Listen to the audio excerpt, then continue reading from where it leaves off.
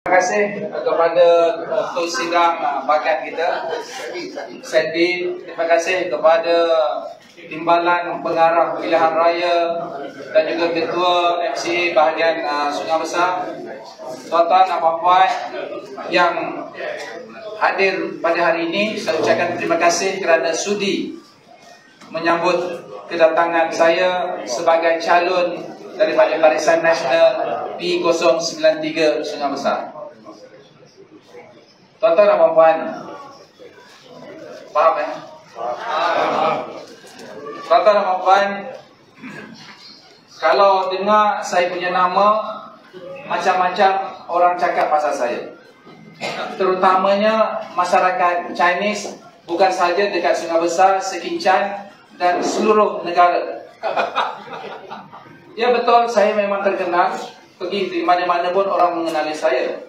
Tetapi ada satu persepsi yang negatif yang sengaja ditanamkan kepada masyarakat Cina, orang-orang Cina, bagi tahu saya ni jahat, saya samseng, saya garang, saya ganas, dan paling satu perkara yang paling saya tidak dapat terima, mereka mengatakan bahawa saya resis dan saya anti kepada masyarakat Cina. Ini orang lain cakap. Sebenarnya apa yang mereka katakan itu, mereka buat, mereka cakap, mereka fitnah saya yang cakap. Satu contoh saya nak bagi tahu. Ketika PRU yang ke-14 tahun 2018, satu billboard dinaikkan di site di Pekan Sekitar, dekat Pagar Sekitar. Saya dengan sidang ke, bila tengok billboard itu, bahasa Cina saya tak tahu baca, tetapi ada tulisan, dia kata Cina babi. Dia kata, jangan spin dia cakap ya. Tetapi billboard itu bukan saya yang buat, bukan saya arah orang print. Dan bila kita buat report polis, saya dengan sidang ke datang ke sana nak runtuhkan billboard. Bila saya berada di hadapan billboard itu, mereka ambil gambar saya dengan sidang ke. Dia kata saya yang buat. Setelah polis siasat, Ronnie Liu mengaku bahawa billboard tersebut dia yang buat. Dia buat, dia tuduh saya. Tetapi masalahnya, ketika itu perkara itu sudah viral. Dan masyarakat Chinese yang membaca, melihat, dia kata saya biadab, cakap kurang ajar, cakap Cina. Itulah perkataannya, saya tak nak sebut terus. Nanti orang spin lah dia cakap. Betul. Nanti saya cakap. Jadi tuan-tuan dan puan-puan, banyak lagi perkara-perkara yang kata saya resis. Dekat Kuala Lumpur, saya menjadi ketua Baju Merah. Ada 500,000 saya punya supporter. Kenapa saya jadi kepala Baju Merah? Sebab Baju Kuning tiap-tiap bulan buat perhimpunan berarak di Jalan Tengku Abdul Rahman. Saya ketika itu ada restoran Sekincan Ikan Bakar, ada 15 restoran dekat Kuala Lumpur. Ketika itu saya ada jual kereta import dan ada perniagaan lain di Jalan Tengku Abdul Rahman. Tuan-tuan dan puan-puan, bisnes niaga hari Jumaat, hari Sabtu, hari Ahad yang boleh kita dapat untung, betul? Hari Isnin, Selasa, Rabu, Khamis tak ada bisnes. Nak bayar gaji pun tak boleh, nak bayar sewa kedai pun tak boleh, elektrik, air tak boleh. Kita tunggu hari Jumaat, hari Sabtu baru orang datang, ada bisnes. Tapi tiap-tiap minggu bersih buat perhimpunan. Bisnes tak ada. Masa itu saya belum lagi jadi orang politik.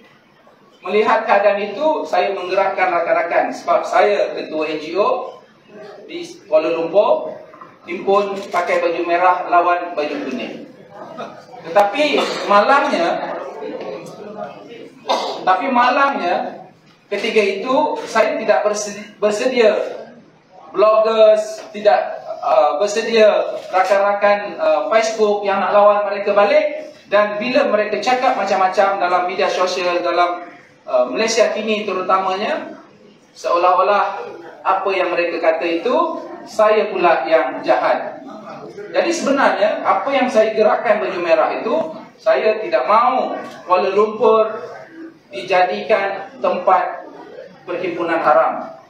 Tiap-tiap minggu Sogo tak boleh berniaga. Saya ada 2 kedai dekat sana, tak boleh bisnes, kena tutup kedai. Jadi sebab itulah saya jadi orang yang cuba untuk menghentikan Persib. Mungkin pandangan tuan-tuan dan puan-puan Persib betul.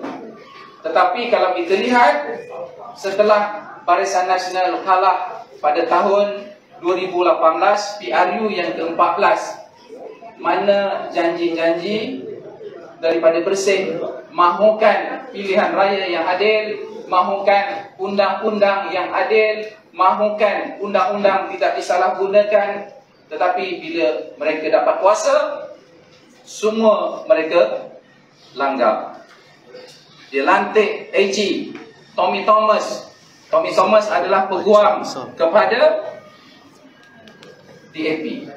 Dia buang pengurusi SPRM, Suruhanjaya Pilihan Raya yang menangani rasuah. Dia lantik ahli majlis tertinggi PKR jadi ketua SPR. Jadi perkara-perkara yang mereka laungkan dulu, yang diingat oleh orang ramai betul, akhirnya bila dia dapat kuasa, semua kita tahu dia tipu.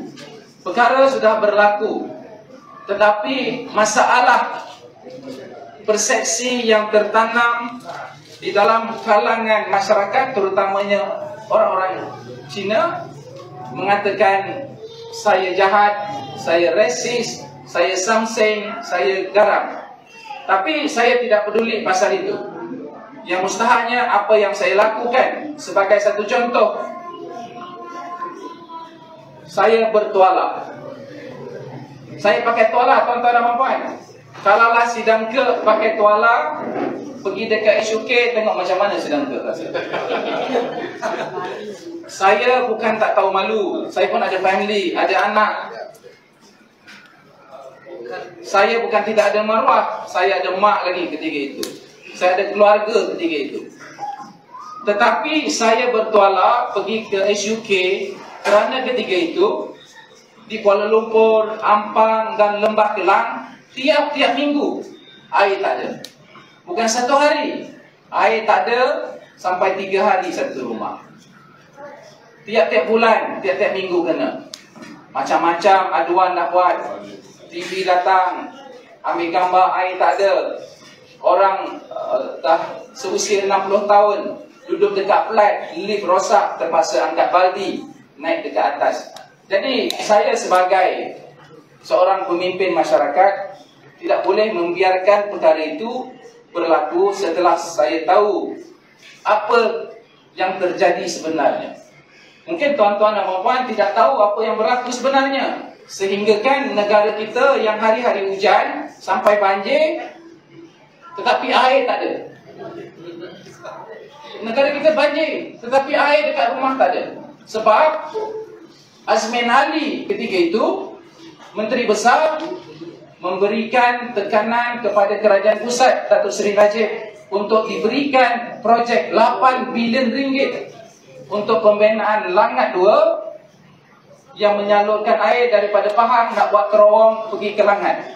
Tuan-tuan dan puan-puan, nak buat terowong daripada Pahang, okey, Kerajaan Pahang, Kerajaan Barisan Nasional. Masuk saja ke Selangor, kuasa untuk menggunakan tanah di Selangor ini adalah kuasa Kerajaan Negeri Azmin Ali.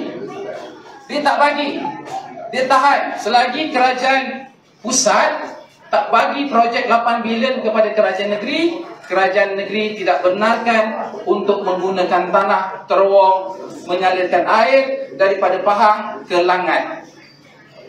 Tuan-tuan dan puan-puan, sebab itulah ketika Dr. Hertoyo menjadi Menteri Besar, Selangor sudah diiktiraf menjadi negeri maju, betul tak? Negeri pertama yang menjadi negeri maju adalah negeri Selangor. Bila negeri maju, mestilah industri pelabur-pelabur daripada luar datang, daripada China, Jepun, nak buat pelaburan di negara kita, mendirikan kilang, macam-macam nak buat, tetapi terkendala sebab air tak cukup nak supply ke kilang-kilang. Kita dah rugi. Dan kebetulan tuan-tuan dan puan-puan, berlaku berterusan sehingga kan saya nak mandi pun tak boleh. Saya nak buat protes, pergi ke SUK, pakai tuala nak tumpang mandi dekat pejabat menteri besar.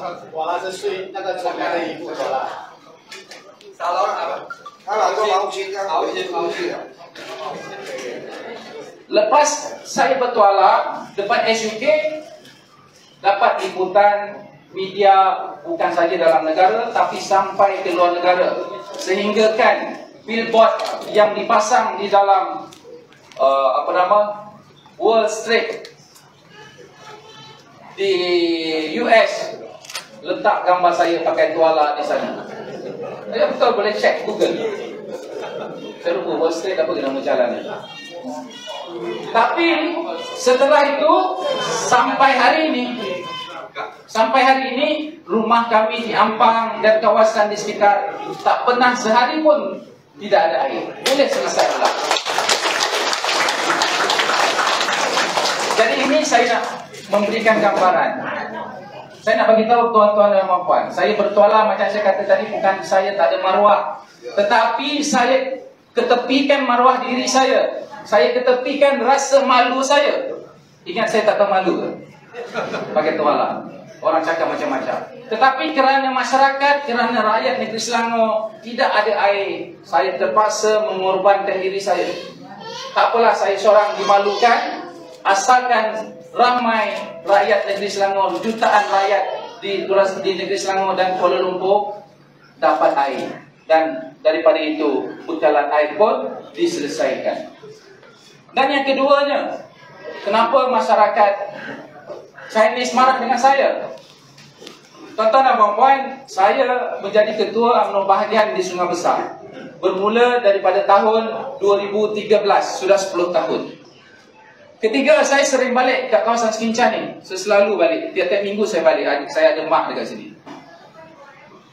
Bila saya balik, ramai masyarakat, terutamanya orang Melayu, cikgu, ada anggota polis, ada macam-macam lagi jumpa saya. Termasuklah beberapa orang wanita daripada orang India dan Chinese jumpa saya mengadu. Dia kata, "Datuk, tolong kami. Kedai judi dekat Sekincan ni banyak, dekat Sungai Besar banyak, dekat Selangor banyak. Saya punya suami baru ambil buat bendang, satu keping dapat 14 tan. Hari ini jual padi, besok duit kasih kuda makan. Sampai anak nak makan pun dekat rumah tak boleh, duit habis di mesin judi." Jadi bila ramai yang mengadu, saya ambil tindakan. Sebab saya tahu mungkin masyarakat Cina dia kurang pasal judi macam mana sebut. Tetapi masyarakat Melayu, judi ini tak boleh, haram. Sedangkan itu haram. Sebab itu saya bawa media pergi masuk kedai judi, buat live, masuk TV sebagainya, tetapi saya kena tangkap, masuk dalam lock-up 7 hari. Walaupun saya kena lock-up, tetapi akhirnya semua kedai judi dalam negeri Selangor, Sekincan dan seluruh Malaysia, kedai judi tutup. Dan ramai orang marah saya. Dia kata, kami tak boleh cari makan. Dulu kami kerja dekat kedai judi.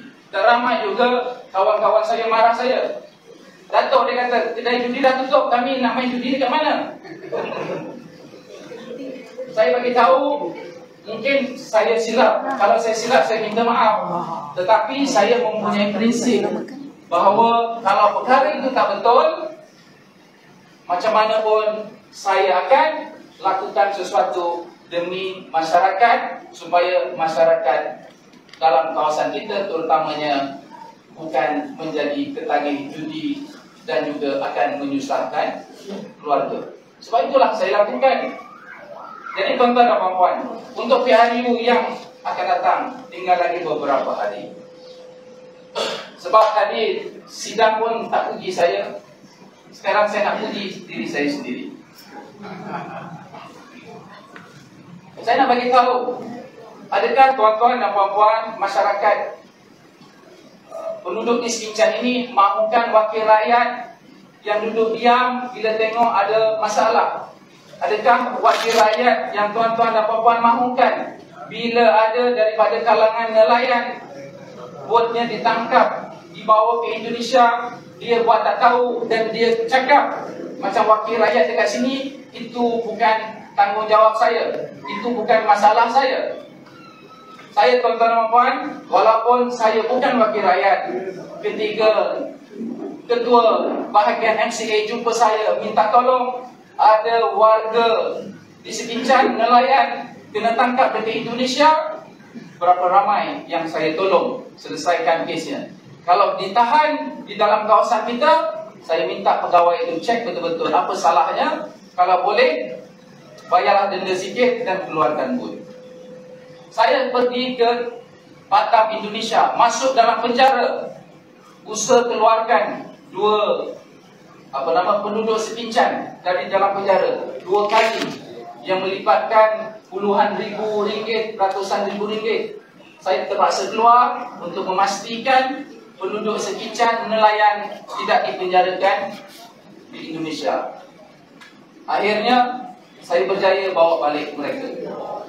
Jadi banyak lagi kalau saya nak cerita perkara-perkara yang saya lakukan yang baik-baik, tetapi yang dilihat adalah gambaran bahawa Jamal Yunus ini tak baik. Sebenarnya Jamal Yunus ni baik betul.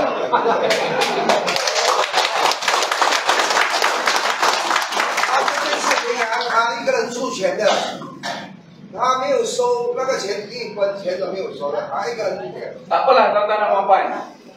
Kalau tak bagi, thank you. Beli sikap baik baru dia bagi air.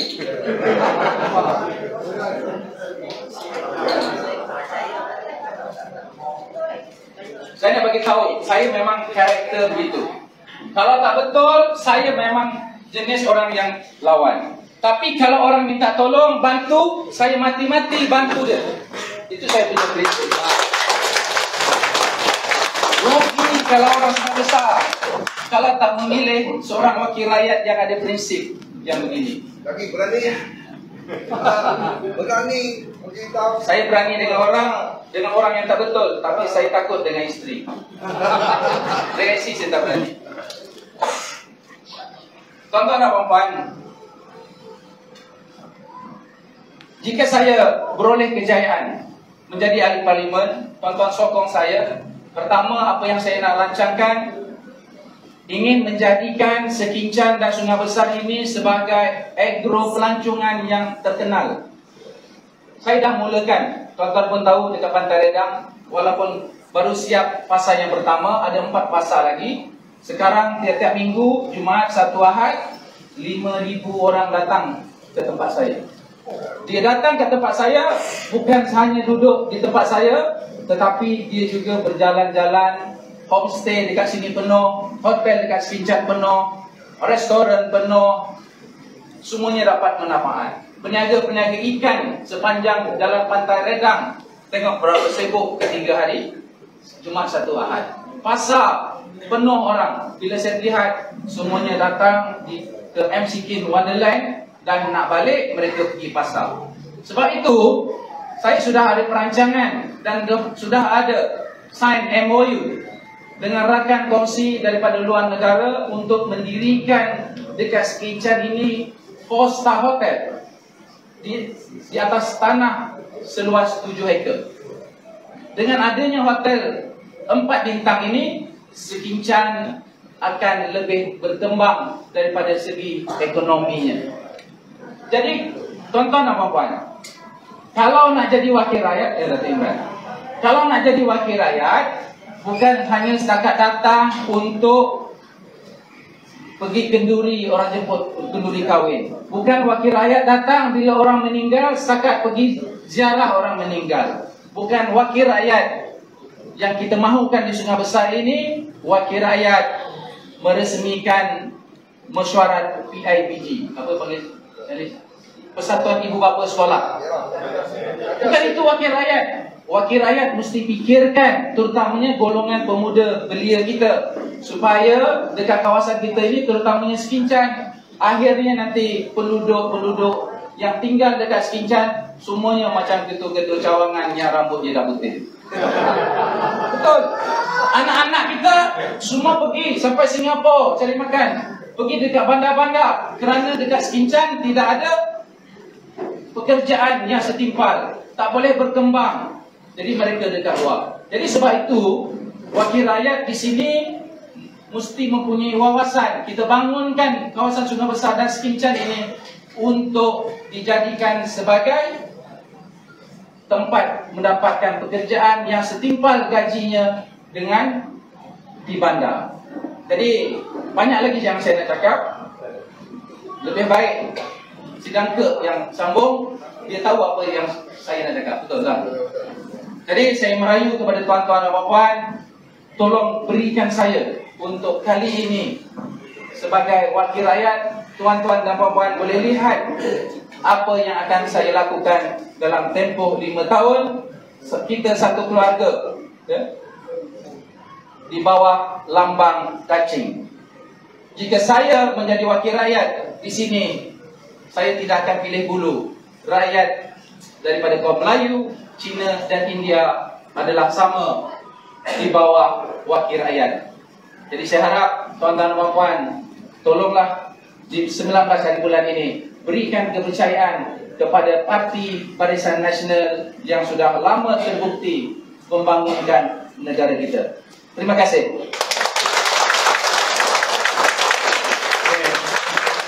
Datuk Sri sudah banyak ambil perhatian masyarakat Sekincan.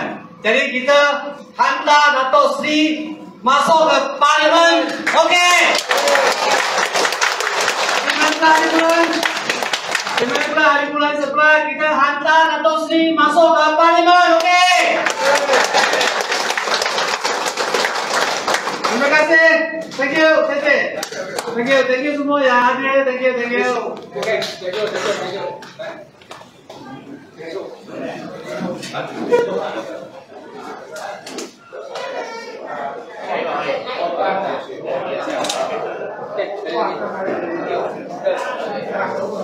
Tolong sekali, keras sekali tengok macam mana. Thank you.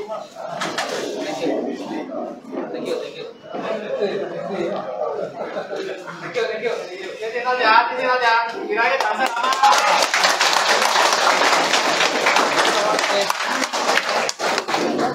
大家留步啊！等一下我们的群主席会给我们讲几句话好吗？大家留步啊！拿东西先。